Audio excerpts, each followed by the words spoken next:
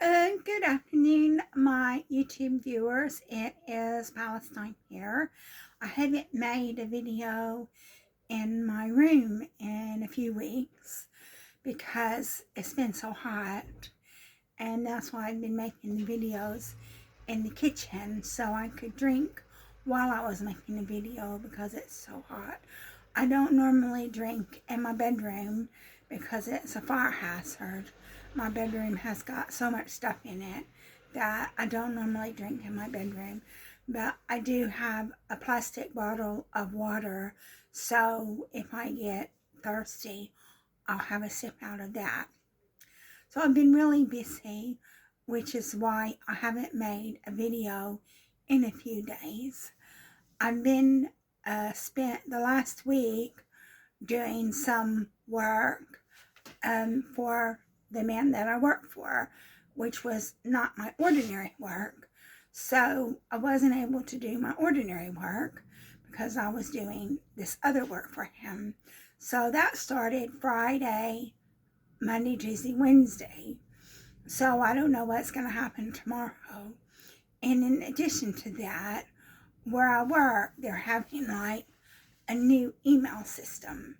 And since they have this new email system, I have to sign up for the new email, which I've already done. But I have to copy all of my files to this new email system. And I'm not able to do it because when I click on OneDrive, that's what they want. They want it on OneDrive. When I click on OneDrive, it brings me out to Copilot. So I'm not able to copy my files over, which is not a very good situation at all because I really need those files. And so basically, tomorrow morning when I go in, I'm going to try to do it again. Basically, what happens whenever I click in this new email system, when I click onto OneDrive, it takes me to Copilot, and so I can't do anything. And then I tried to, on my file explorer on my computer, I tried to put this new email on the file system of the new file explorer, and it wouldn't let me do that. And I really need those files. And so I opened a job with IT. So tomorrow I'm going to try to do it again. And if it doesn't work again, I'm going to ring up IT and ask them for the status because I really need those files. Those files are very important and I really need them. And, you know, they've got to be copied over to the new email system because I need those files so desperately. And that's my big crisis at the moment. That's the thing I've got to do tomorrow when I go into work, is to try to copy. I've got this new email that worked okay, but try to copy the files from my U drive over to OneDrive. And ever since the beginning of the month, I was working on an intermediate Excel course. I think maybe in June, I made a basic Excel course, which is free. It's on YouTube and it's free. If you look under Crystal X, and it's a playlist of videos for the basic Excel course. And then in July, I was working on the intermediate Excel course, and I have finished that today. And so basically, I'm going to take a little break, and in August, I'm going to start working on an advanced Excel course. So I'm going to have a basic Excel course, an intermediate Excel course, an advanced Excel course. So if anything ever happens to my job, which I hope it doesn't, then I can direct any future employers to the courses that I've made so they can see my competency in Excel.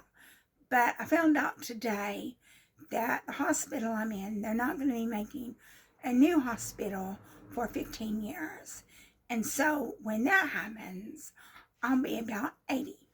And so basically, I'm hoping that I can carry on working at the hospital that I'm in until they make a new hospital, which means I'll be 80 when that happens. And so I need to do that because I haven't got a decent pension. And because I haven't got a decent pension, I have to keep working as long as I can. So that's my plan, to try to keep working as long as I can. So I'd like to work in the hospital that I'm at until they make a new hospital, and that's going to be for 15 years. So I'd like to keep working for 15 more years. So I'll have to try to stay healthy enough to do that. And so it's like when I was talking to my mom before she had a stroke and fell and broke her neck. One thing that she told me was that she had to keep on working. So basically, she needed to keep on working because she had sold her pension. I didn't know anything about that.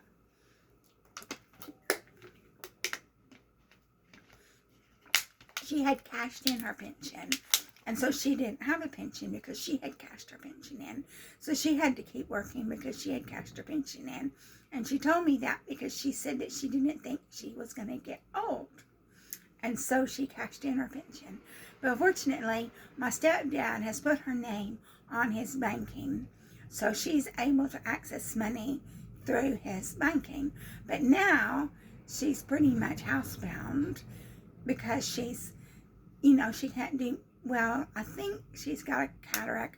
I know she had a cataract operation, but I think it was only on one eye. And apparently they're not going to give her any operations ever again because of her heart condition. So I don't think she can drive. I think she has to have people take her places. But if she needs to, she can access my stepdad's finances.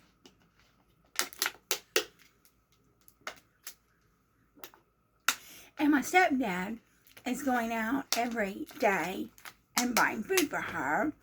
I'm sure she likes that. And so he's going out every day and buying food for her, which I think is pretty good for a man in his late 80s to be able to do that. But my mom told me that if she had to give up work, that was just going to be it for her, that she was going to have to keep on working. Well, now she can't work anymore since she had that stroke and broke her neck and had operations, neck operation, and was in ICU and emergency department and in the hospital and then in rehab. So I think she can't work anymore. So I don't know what's going to happen after that. They told her that it was a miracle that she lived through it, but she did. And so I think I'm going to end up being like that because my pension is going to be hardly anything. And since it's going to be hardly anything, I'm going to have to keep working. Which when I was going to this Bible study, this woman was telling me, like, get a private pension. I told her, I said, it's too late for me to get a private pension. Oh, no, I had a pension when I was 17. And I said, well, I'm not 17. It really upset me, she's telling me to get a private pension when I know it's too late for me to get a private pension. I'm 65, for goodness sake. So, but I have to listen to that drivel from people who don't know my life situation, who don't know my circumstances, telling me when I'm 65 years old to get a private pension. It's too late for me to get a private pension.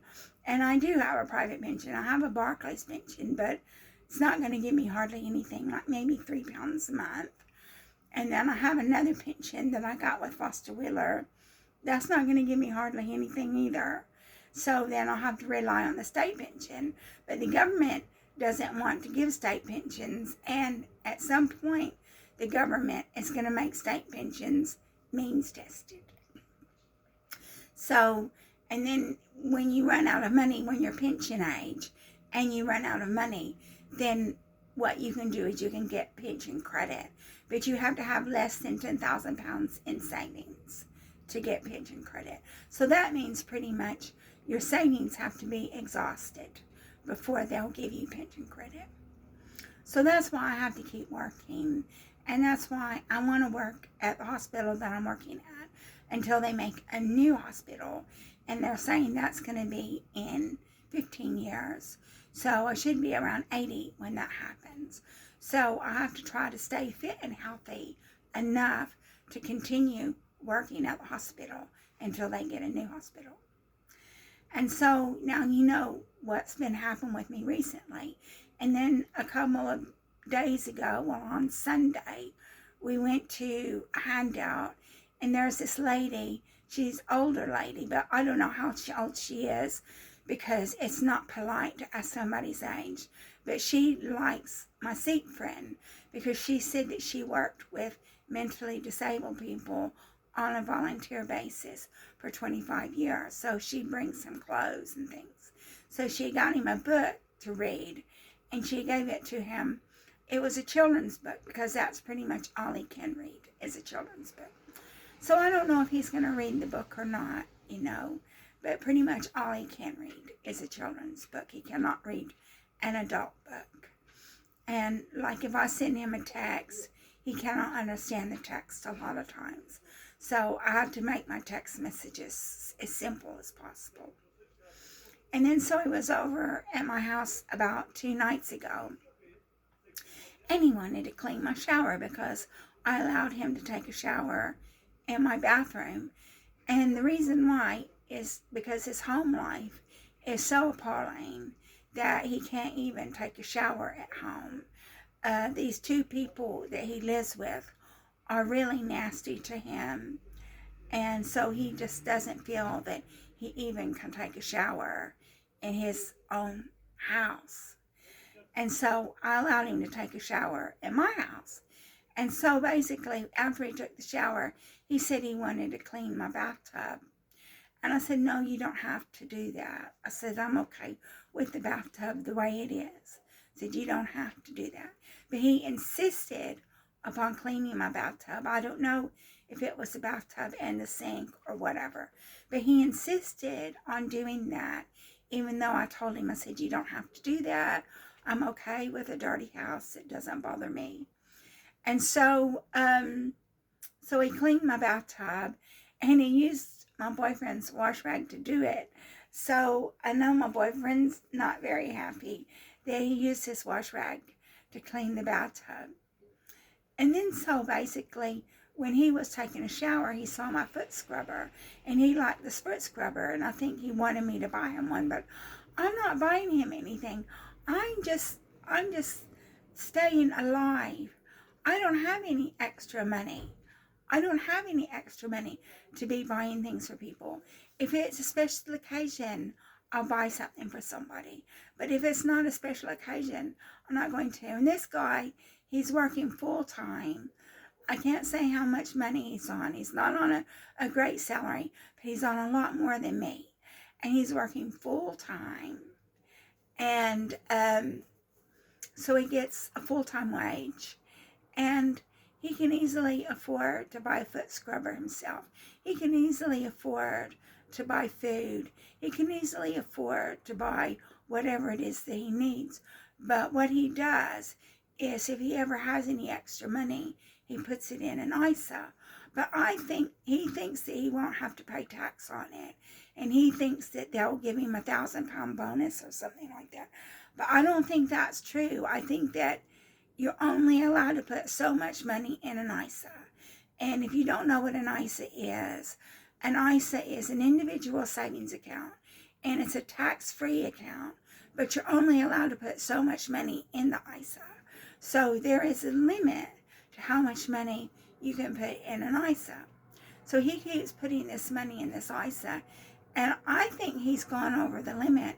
I think that he's put more money into the ISA than he was allowed to put in there. And then I think he's going to have to pay tax on it.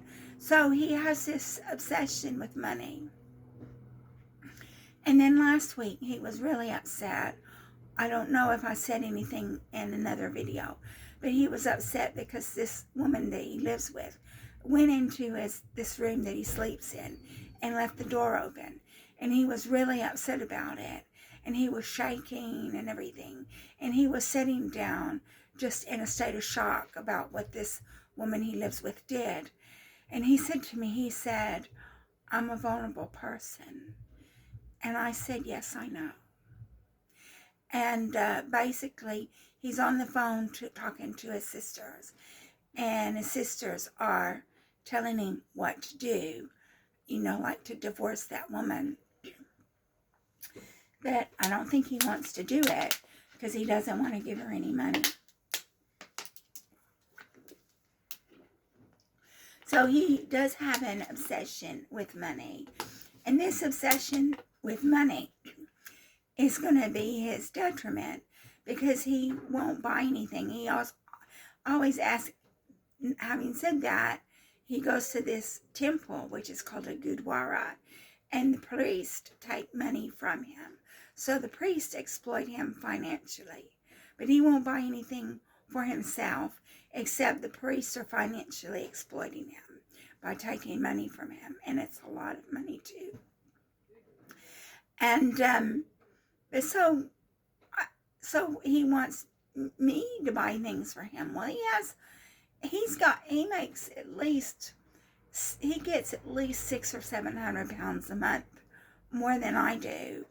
And he doesn't have to pay any rent or mortgage, so I have to pay rent with the tiny little bit amount of money I get. And I'm just scraping by. I don't have any savings. I don't save any money because, I told him I'd buy him dinner on the anniversary of his father's death. So that's going to cost me money. But I told him, so now he's saying that because he cleaned my bathroom, which I told him he didn't have to do. I told him that I'm quite happy with my house dirty. It doesn't bother me. Now he's saying he wants me to buy him lunch because he cleaned my bathroom. So I'm just going to, I would have bought him lunch anyway because he's so mean he won't buy his own lunch. And I would have bought him lunch anyway. But he's saying that because he cleaned my bathroom, even though I told him he didn't have to do it, I didn't ask him to do it. Now he wants me to buy him lunch, but I'm just going to buy him a lunch special from Mr. T's. I'm not going to buy him anything fancy. And then I did tell him that on his father's anniversary of his father's death, I would buy him dinner. And so I was thinking about where I wanted to go for dinner. And then I told him because he doesn't have a vacuum cleaner, because the woman that he lives with has taken the bag out of the vacuum cleaner, so he can't use it. And she doesn't pay for anything. He's bought everything. She doesn't pay for anything. She doesn't pay for a thing. So I told him I would get him a vacuum cleaner for Christmas. But it's going to be a cheap one. It's not going to be expensive. It's going to be cheap. But he does have an obsession with money and obsession with putting money into this ISA. And he's very stingy and very greedy. But he goes to that Gurdwara, and the priest know he has a learning disability. So the priests exploit him financially and take money from him. And they take a lot of money from him. One person took 6 figures, 6 digits. That's how much money they take off him. And so that's been my day. I think I made a video talking to you about my foot. Well, my foot's improved, but I just have to try to stay healthy enough to go to work for the next 15 years so I can keep working at the hospital, because I'm going to be like my mom. When I quit working, that's going to be it, because I don't have a decent pension. I need to work to survive. So thank you so much for watching my video, hearing about my past few days. And if you like my video, please like and subscribe. And it means a lot to me that you're taking an interest in my very pathetic life.